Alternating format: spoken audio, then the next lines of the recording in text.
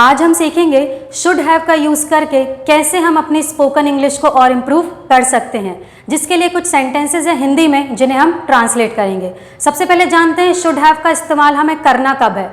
जब हमें कुछ ऐसा कहना है कि आपको ऐसा करना चाहिए था, या उसको ऐसा करना चाहिए था, या हमें ऐसा करना चाहिए था। दैट मीन्स कोई ऐसी चीज़ जो हमने की नहीं है पर हमें करनी चाहिए थी, तो ऐसे सिचुएशन में हम यूज़ करते हैं शुड हैव का, और शुड हैव के बाद हम लगाते हैं वर्ब की थर्ड फॉर्म। तो सबसे पहले देखते हैं पहला सेंटेंस, तुम्हें पढ़ना चाहिए था। मतलब सामने वाले ने शायद पढ़ा नहीं है पर हम उसे सजेशन दे रहे हैं कि तुम्हें पढ़ना चाहिए था।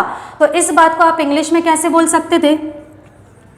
You should have studied. अब पढ़ने का मतलब होता है स्टडी करना, जिसकी थर्ड फॉर्म होती है स्टडीड। तो हमें बोलना होगा यू शुड हैव स्टडीड, तुम्हें पढ़ना चाहिए था।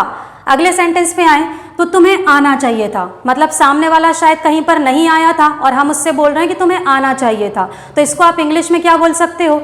You should have come. You should have कम। या आपको कहना है कि तुम्हें पार्टी में आना चाहिए था, तो आप क्या बोलोगे? You should have come to the party.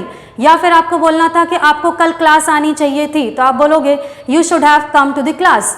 मतलब जब कोई ऐसी चीज़ जो आपको करनी चाहिए थी पर आपने की नहीं है, तो आप ऐसी सिचुएशन में शुड हैव का यूज़ कर सकते हैं। अगले सेंटेंस पे आते हैं, उसे मेहनत करनी चाहिए थी। मतलब सामने वाले ने मेहनत की नहीं है पर आप उसे सलाह दे रहे हो कि उसे मेहनत करनी चाहिए थी। तो इंग्लिश में क्या बोल सकते हो आप? ही या फिर शी भी हो सकता है। He should have worked hard. उसे मेहनत करनी चाहिए थी, he should have worked hard. या फिर she should have worked hard. या आप सामने वाले से ही कह रहे हो कि तुम्हें मेहनत करनी चाहिए थी, तो उसकी जगह पे आप क्या बोल दोगे? You should have worked hard. आगे बढ़ते हैं, तुम्हें उससे मिलना चाहिए था। मतलब सामने वाला नहीं मिला है पर आप उसको बोल रहे हो कि तुम्हें मिलना चाहिए था, तो आप क्या बोल सकते हो? You should have met him या हर। अब लड़का है तो हिम और लड़की है तो हर बोलेंगे आप। नेक्स्ट सेंटेंस पे आते हैं, तुम्हें आराम करना चाहिए था। अब किसी की अगर तबीयत खराब है और सामने वाला फिर भी रेस्ट नहीं कर रहा है, तो आप उसे सलाह के तौर पर कह सकते हो कि तुम्हें आराम करना चाहिए था, यहाँ नहीं आना चाहिए था, वगैरह वगैरह। तो आप क्या बोलेंगे? यू शुड हैव, या तो आप कह दीजिए यू शुड हैव रेस्टेड, या फिर आप कह सकते हो you should have taken a rest.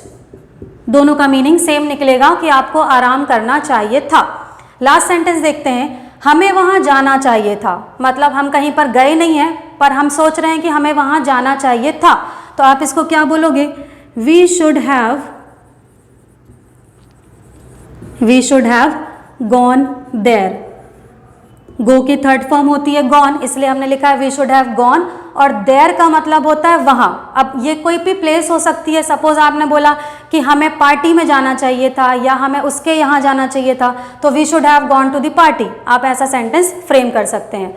तो एट द एंड हमने क्या सीखा कि शुड हैव का इस्तेमाल कब किया जाता है? जब हमें कोई ऐसी बात कहनी है जो हमने की नहीं है पर हमें करनी चाहिए थी, in the form of suggestion, तो आप यूज़ कर सकते हो शुड हैव। और रिमेंबर, शुड हैव के बाद लगता है वर्ब का थर्ड फॉर्म।